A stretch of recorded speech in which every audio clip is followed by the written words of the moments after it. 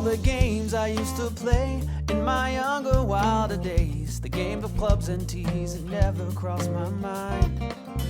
But after some discussion with my closest, dearest friends, I decided... Ladies and gentlemen, boys and girls, it's time for another weekly podcast of the Turn Fantasy Golf Podcast.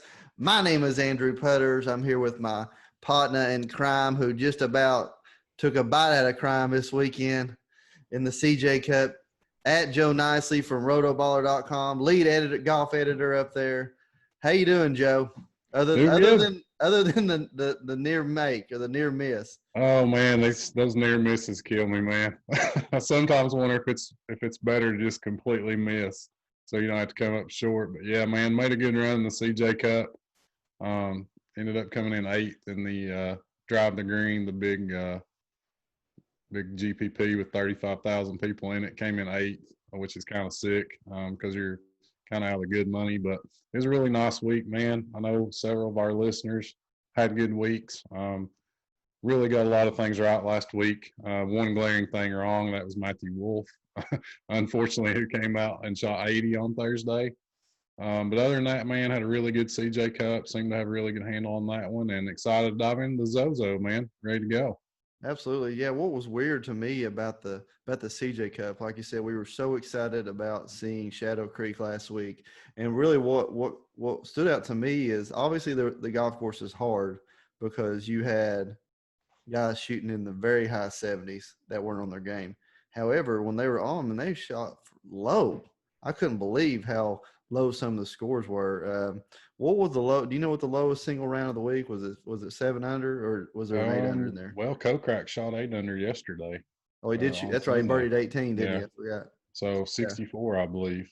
That is super deep on a long course like that. Yeah, man. We're just seeing it consistently every week since the restart. Whether you want to chalk it up to no fans, so these guys are a little more comfortable out there.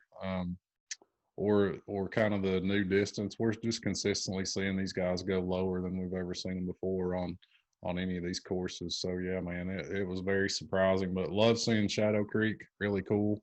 We were pumped about that, and it just didn't disappoint. What a cool layout, man. Yeah.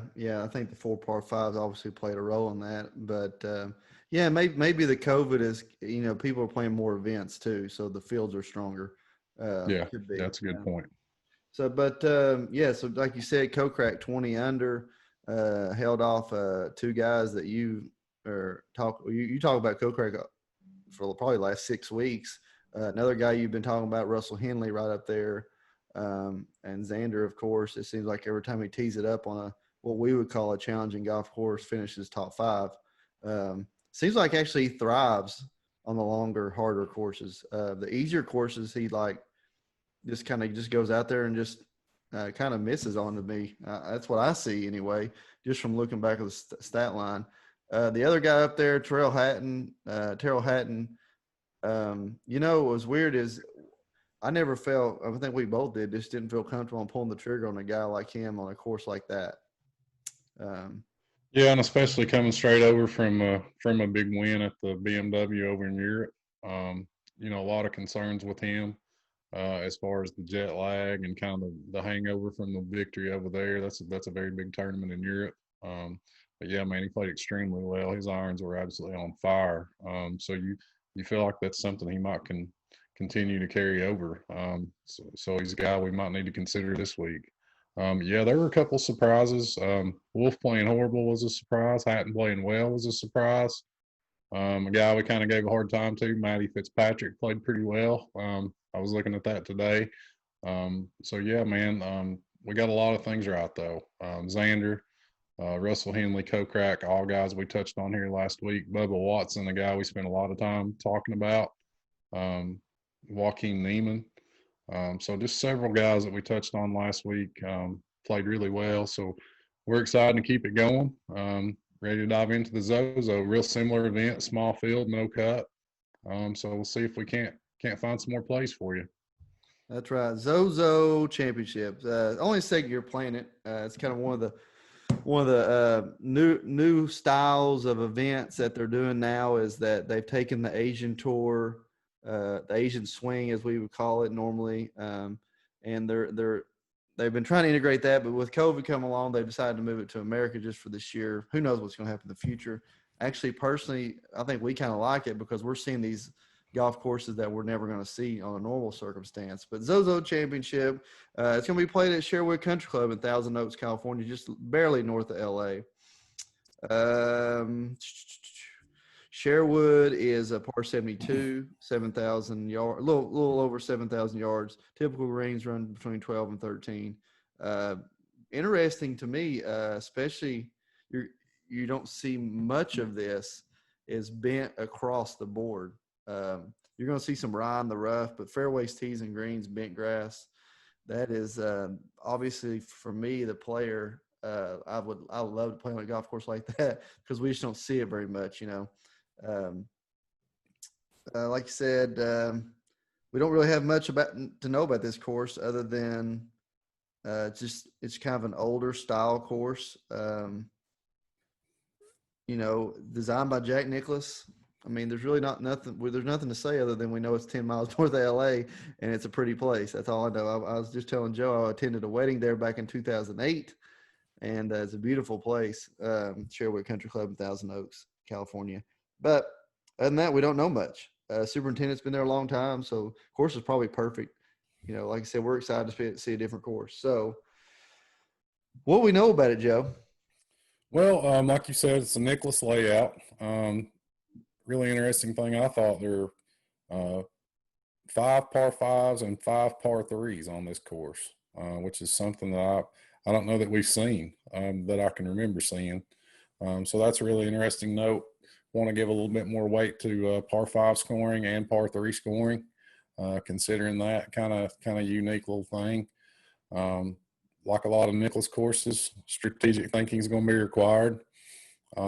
Position off the tee is going to be very important. It's a second shot golf course, so you want to put yourself in position. A lot of risk reward. Guys are going to have to weigh whether there's a drivable par 4 the very first hole. And that's kind of the first decision of many on this layout. So guys are going to have to weigh, going for these par 5s, trying to drive that par 4, things of that nature. Tiger's played extremely well here. He had his little hero challenge here for about a dozen years. So we got a little bit to draw from that. He won it 5 times. And we can expect, last week we know that length was almost a need. I don't believe it is this week. Just a little over 7,000 yards. And I think a little bit more is going to be placed on accuracy off the tee versus length. So that's kind of how the angle I'm taking, even though it's, we know a little bit about this course, but it's pretty well unknown. It's definitely not one we see in the regular rotation. So I'll be looking for a kind of total driving, accuracy off the tee, really good iron players, guys that can scramble. That's what I'll be looking for this week. So right out of the gate, we know just from years past. It just lapsed my brain about the showdown at Sherwood back in the day. This wasn't the one where they played the night golf event, was it? I don't think so. This is the one where they played the guy and the girl versus the guy and the girl, wasn't it? I think. Tiger and David Duval played. Yeah. Heads up. I'm not sure exactly what all the specs were on that one, but I know Tiger and Duval did play heads up on this one. Yeah, I do remember that now.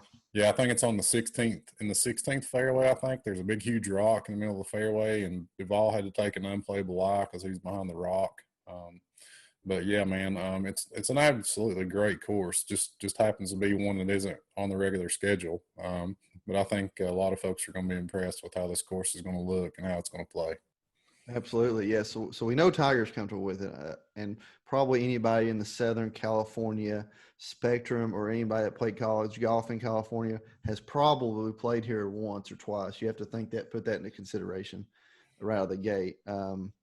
So other than the big cat, last week it was weird. The 2 guys that we were most in love with heading in the tournament dropped out, Tony Fina and DJ.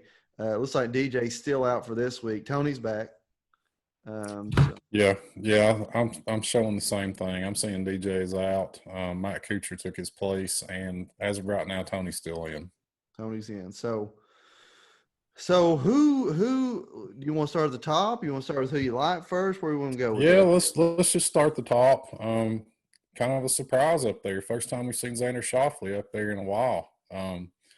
Obviously, well deserved. The dude's just been on a tear. Hasn't been able to close the door on wins, but playing unbelievable golf, man. And this is another course where he just jumped squarely into consideration. We figure it's going to play a little tougher than your average everyday tour event.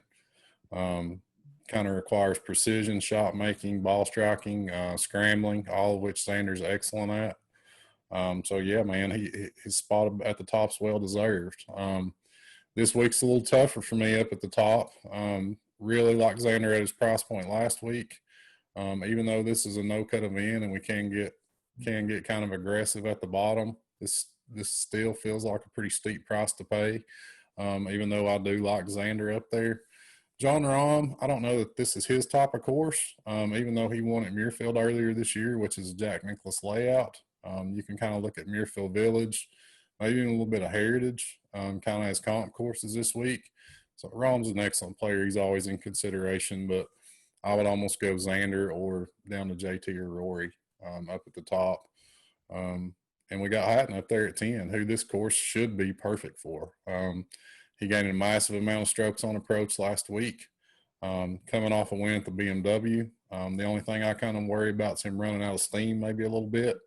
He's had 2 big events in a row, but didn't show any ill effects last week, so maybe he can keep it going this week.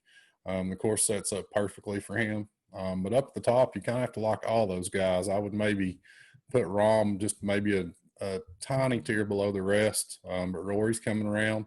JT played well, and obviously Xander. What are you thinking at the top? I know sometimes you're not too trigger happy up there. You're going to be going after these guys this week. Well, in true Andrew Putter's style, I'm sliding down to Morikawa as my first play. Okay.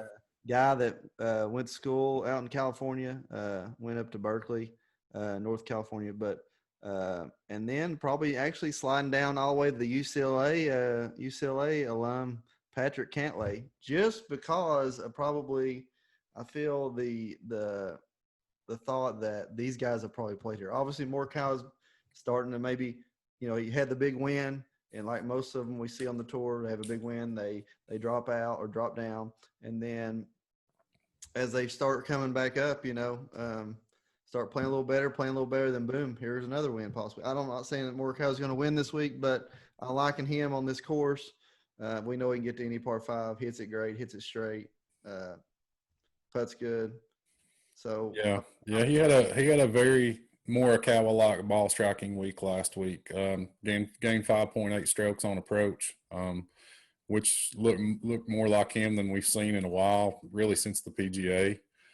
So yeah, I'm with you on Morikawa. It feels like his irons are coming back around. And I really love Webb this week, man. He's always a guy that seems to kind of go overlooked. But he's played well in the Hero Challenge. He played here when Tiger hosted that event here. Played well. This is his type of track, short, distance isn't a requirement. Going to hit a lot of fairways, hit a lot of greens. He's a great scrambler. We know he can get hot with the putter. So I'm very comfortable even though we don't have to this week because it's a no-cut event, I'm very comfortable starting there with either Morikawa or Webb or both. Starting your lineups right there, I feel like it's a very solid approach to take this week. I don't disagree with you at all. I mean, Webb, just like Hatton, it looks good on this course. We got to think guys that have that style of game will thrive, even though they're not as expensive. Probably going to be off on Finau this week because of that. Not necessarily because he don't have the game for the place, but the 5 par 5s does kind of make you kind of wonder. But the guy hadn't played in a couple of weeks, so who knows with that? Yeah, and we've seen these guys, man, which everyone I'm sure handles things differently, but we've seen these guys. I'm thinking Scotty Scheffler in particular, kind of come back slow after being laid off for a couple of weeks due to a positive test. We've seen guys eventually play well when they came back. I know Harris English back at the start of the restart tested positive, and we know he's played great. But it seems like it takes these guys a couple of weeks to kind of get back in the groove. if this were last week, I'd be willing to maybe take a flyer on Tony because it seems like the course was such a good fit at Shadow Creek or even back at the Shriners. But like you said, I don't know that this is a great Tony track where we want to target him. Patrick Reed kind of makes sense, but I never seem to be able to nail him down statistically. But this feels like his type of track. Same can be said of Matsuyama, who's a great ball striker. Just always seems to be in the mix on these tough courses. And our young guys, Hovland and Wolf. Hovland played great for us. Wolf played absolutely terrible for us last week. I was so shocked, man, by his play last week. Just so shocked. Totally got that one wrong. Did not see that one coming. But we've seen him demonstrate some of that volatility in his career. But I'm actually interested. You're going to get mad at me, Andrew. I'm interested in going back this week, man, and I'll tell you why. Matthew Wolf grew up 7 miles from this golf course. He's, in his own words, said he's played it thousands of times. Had friends that were members here that let him play. So this is a course that he's very, very familiar with, which is something that makes me interested. You also have to figure his ownership's going to be down after last week. Burned a lot of people at chalk ownership. So even though it's kind of gross, I think you can go back to Matthew Wolf here. Are you going to be on the Wolf Tiger train, baby? Both Tiger, of them man. up down the street. We're talking about course history. You got to talk about the big cat. Won here 5 times when he was having his Hero Challenge event here. Runner up for 5 times, and you have to feel defending champion of the ZOZO. You have to feel like when they said, "Hey, we're not going to be able to have this event in Japan. We're going to have to relocate it to the U.S." You got to feel like Tiger maybe had a little bit of input as to where this thing was coming. So he was guaranteed to show up, and you can believe that he dropped Sherwood Country Club's name when talking about to the organizers of this event. So he's not looked good. The form hadn't been there, but this is a course that he knows very, very well. You got to feel like he's going to have to start getting his game ramped back up for Augusta. You got to feel like that's in his mind. Weather's going to be warm. This is right down his alley, man. If there's a spot for him to play good, he's a scary DFS roster this year. But if there's a spot for him, this one's pretty intriguing. I agree. I have trouble staying away from Jordan Spieth and Tiger Woods for whatever reason. I don't know. But I have trouble staying away from both of them. So I'm all in. I'm pushing the chips in, Joe. Pushing the chips in. Let's get on the Tiger train. Hey, the next 4 weeks, all in on Tiger. Let's go. Okay. I like it. What about Bubba? Bubba came through big for us last week. What are you thinking about him here? He's played well in that Hero Challenge as well. I was looking at him earlier today. Had some really good finishes in that. The ball striking we talked about last week has been tremendous, and it remained tremendous at Shadow Creek. Finished with a T7 there despite losing strokes putting. So what do you think about Bubba? Can we stay on for one more week with him? We teed up with Bubba. Look at it. He's teeing up on this golf course 500 before he tees it up, Joe. All 5 of these holes he's going to be able to reach into. So it's a par 67 for him when he tees it up. That doesn't mean he's going to shoot 500 every round. I'm just saying that's just right. Facts. So it is what it is, Yeah, the only concern with me is the price increase. We saw him at 7,300 last week, fairly lightly owned. Now we're looking at him at 8,700, and he's going to be pretty popular, I feel like. We do this on Monday night, so it's earlier in the week, but you got to feel like there's going to be some people jumping on the Bubba wagon when they start looking at those ball striking numbers, the numbers that we saw jump out at us last week. The course history's nice, even though it's tough to go off a limited field event like the Hero Challenge was, but he did play well in it a couple times. So that's the only thing that would scare me is the price and the popularity. Even though I do like how he sets up for this course. Same could be said of Kokrak, even though we're always a little reluctant to take these guys off a win. This course sets up well for him, but it's first career PGA Tour win, so I might not hop right back on Kokrak. I am interested in going back to Joaquin Neiman, though. He's a ball striker, played very well for us last week. This is the type of course where his precision is going to pay off. We just need him to make some putts. And a guy that we didn't like last week but ended up playing well, this course suits him much, much better, is Matthew Fitzpatrick. Gained strokes with his irons last week. Played well. I think he had a T12 on that very long course. This one's going to be more manageable for him. And then Russell Henley, man. The dude is just a ball striking machine. Got the putter going last week. Really kind of had that one in his grasp at one point. Looked like he was going to kind of take the lead in that thing and be in the mix to win it, which he was there till the end, but Kokrak and Xander pulled away a little bit. But I think he can go back to Henley, man, with this ball striking on this course. What are you thinking in the eights there? In the eights, I'm surprised you didn't mention Daniel Berger at all, even though he hasn't had a recent form. That's your guy, and he's a striker of the ball, as you say. So, I kind of like him. I definitely love Watson in the high eights. Can't get away from him either. It must be an Augusta thing. If you play well at Augusta, I can't get away from you, I guess. I'm out for life on Fitzpatrick for whatever reason.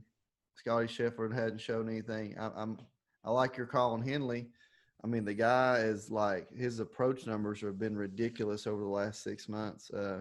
Just hasn't really been able to capitalize. I mean, he's got 5 top 10s in the last 22 events, so can't say he hasn't necessarily capitalized on it. But I mean, the guy's knocking on the door. I know somebody we ain't going to be coming sniffing near. And that's the Jason Day. We are staying away from Jason Day. Oh my goodness, how brutal is it to have Jason Day on your roster last week? 10 under going in the final round. I think like T3 going in the final round, looking in good shape, playing in the final group or next to the final group. Next to the last group. One hole, first hole, triple, W&D, baby. See you around. He's playing with Xander and Kokrak. Yeah, that's right. Yeah, playing with Xander and Kokrak. Goes in the final round with a legit shot of maybe winning the thing or a top 5 at least, and just breaks hearts like he's done for years. And that, my friends, is why you don't roster Jason Day. So brutal, man. I was lucky enough that I didn't have any Jason Day, but talk about being sick. That would make a man just ill from head to toe. That was worse than the famous Oakmont break in second place on Saturday and laying down in the middle of the fairway deal. Yeah, just ridiculous, man. I played Jason Day a little bit. We talked about him there around the time of the PGA Championship. So I feel like I got in and got out unscathed. So I probably won't be going back there for a while. I feel like I've kind of danced between the raindrops with Day. So I won't be going back there anytime soon. And once again, man, this range, like we talked about, I feel like DraftKings is kind of caught up to us this week. I feel like these guys are priced this week where they should have been priced last week. As far as guys like Henley, Bubba, and Neiman, they're up there in the 8s this week versus being in the 7s. And then in the mid 7s, again, for me, it's just these veterans. I know you like a lot of them, so, I don't want to put words in your mouth, but, man, it's tough to get behind a Mickelson or a Paul Casey or a Justin Rose or Ricky. Even though the resume's there, the pedigree's there, it's just hard to pull the trigger on them, man, even at this price. Tell me if you think I'm wrong on that. I mean, if you look at form-wise, the 7,000 range is just a complete no, really, honestly. If you look at especially what we love to look at, shots gained approach, with the recent form, say the last 6 tournaments or so, let's just use that as an example, it's going to be a big no on the whole 7,000 range, in my opinion. With the one person that I'm going to step over that history or the history of the last, say, 6-10 events, and that's going to be Answer. I'm throwing Answer in because the course is a little shorter. We know that his putting is not always great. But guess what is great? He hits the ball straight, and he hits it on the green. Not necessarily the longest hitter. He doesn't hit it short by any stretch, but he hits it dead straight. He hits it on the green. Let's see. Let me look at – I think, obviously his U.S. Open, he finished – pull it up real quick. 56 in the U.S. Open, so didn't have a great U.S. Open, but came back with the 4th place in the Shriners, followed up. He finished T28 last week. Like he had, hung around par basically all week. So that's about all I see in the sevens. You could drop down to the low sevens and maybe throw somebody in there, but it's not going to be in those sevens that I'm going to be on. Yeah, I can understand answer maybe. Maybe the one exception I would toss out there would be Adam Scott. He feels like he's in a little bit different level than some of those other vets like Ricky and Rose and Casey. So I'd maybe toss Adam Scott out there at 7,900, just because he's such a classy player, man. We know he plays these kind of traditional tree line venues very well. They require ball striking. So I would toss Adam Scott in there, even though he rarely tees it up anymore, it feels like. But yeah, man, dropping down to the low sevens, that was our kind of our honey hole sweet spot last week.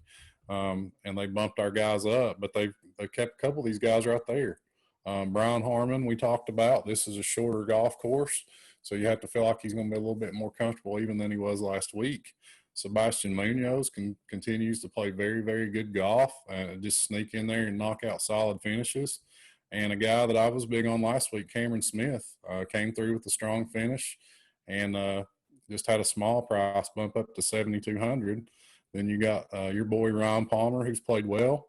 Taylor Gooch had a huge finish. Lanto Griffin as well. We touched on him last week. I would be Gooch is explosive, but I never seem to get the guy right. I know he's capable of doing it, but I never seem to be on him on the right week. So I don't know if I want to stay on that train, but I wouldn't go back to Lanto, Cameron Smith, and Munoz down there. It's not quite as good as having Henley and Kokrak down there like last week, but I think it's still an area that you can kind of work with and build around. Brendan Todd, who I'm never on, you liked last week, brought up. I prefer him more this week than I did last week just because the course is shorter. And then your boy at 69, Jordan Spieth. I'm telling you what, it's going to – I got the race Did you see how many DraftKings points he put up last week? It was crazy, man. I think he outscored like Rory and JT in DraftKings points last week. I might be wrong about that, but I could have swore I seen that somewhere. The dude made like an unbelievable amount of birdies. 19 birdies, an eagle, 11 bogeys, and 2 others, which you're going to run into with the Spieth Basta, a few others, which – oh, my. Yeah. So do we put him in consideration, though, in a no-cut event just because he's maybe going to make so many birdies? Honestly, the racer's been – he's been erased off the list. You know why? Okay, here's the thing, Joe. He's been erased off the list because we're going to use him at Augusta. So let's go ahead and take him off the list for a few weeks, get him ready for Augusta, and then we'll throw him back on as soon as Augusta's over. Okay. I got you. But I love him. I mean, you ever think you got Taylor Gooch, Price, Brendan Todd, Lanto Griffin, Ryan Palmer, Munoz, more than Jordan Spieth? I know, man. It's crazy, and I never play him. And I said last week I'm just going to miss that boat when it comes in. But he's 6,900. He's got 4 guaranteed rounds. That's the only thing that's making me actually kind of consider him a little bit. I won't be heavily invested, don't get me wrong, but I might have to throw him in some GPP lineups just because he's got 4 guaranteed rounds to go out there and try to make birdies. And I'm not crazy about the rest of the guys on down the board, really. Is there anybody you like? I'm never playing Kevin Na. Cam Champ disappointed. Kuchar's in the field now because DJ's out. Kisner. Strokes gained approach last 24 rounds. Kisner's 7th, 8th, 9th overall. But at the same time, he's putted well. So Minion's a guy that is very, very volatile and very inconsistent, but he might be a guy to consider on this course. He can just pop up and play really well in spurts. A very good scrambler, horrible putter. But he's a guy I might look at down here. Harry Higgs had another hot putting week last week, played well, had a good finish, but it was mostly on the putter. But other than that, man, it kind of runs dry for me this week. As you get on down into the 6s, we got a lot of Japanese guys in the field playing on exemptions. That might be something you want to dig in as far as Japan tour stuff, but I probably won't be going there myself. yeah, man, the sixes are kind of dead when you get down to the mids for me this week. I'm over here making notes, with players that I like and dislike as we go through them. And I'm like, if the leaderboard looked like this, it would be like a 7-year-old man's dream. Like, everybody in here's a vet. Tiger Woods, Bubba Watson, Matt Wolf, and Spieth in the last two groups. By gosh, Let's just kick things off. Let's go Morikawa, Hovland, Wolf. Yeah, well, we'll go ultra young, and then we'll switch it up and go vets as we go now. I got Tiger, Wolf, Watson, Spieth, Neiman, Answer. That's so gross.